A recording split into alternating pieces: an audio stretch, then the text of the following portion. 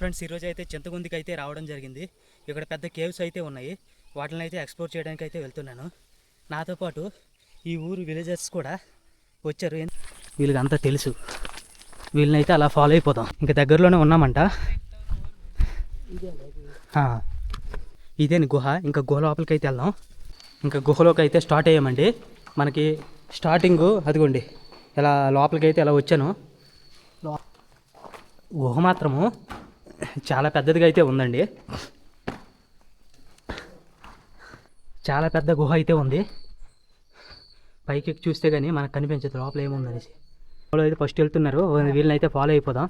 ఎందుకంటే వీళ్ళకి ఈ గుహలో ఎక్స్పీరియన్స్ ఉంది. అసలు ఎలా వెళ్ళాలి, లోపల రూట్లు ఏమేమి ఉన్నాయి అన్నీ వీళ్ళకి తెలుసు.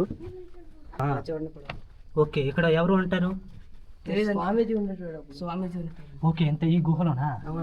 Okay okay.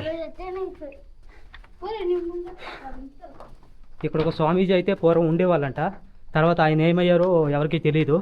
చాలా లోపలికి అయితే వెళ్ళాము, కానీ ఇంకా వెళ్తున్న కొద్ది గుహ అయితే వస్తూనే ఉంది. మాకే భయం వేసి రిటర్న్ అయితే అయిపోయాము. అంత పెద్ద గుహ. బొర్రా గుహలు అంటాం కానీ బొర్రా గుహలకి అసలు బొర్రా గుహలు ఎందుకు పనికిరాదు. ఈ గుహ దగ్గర అంత పెద్ద గుహ ఇది.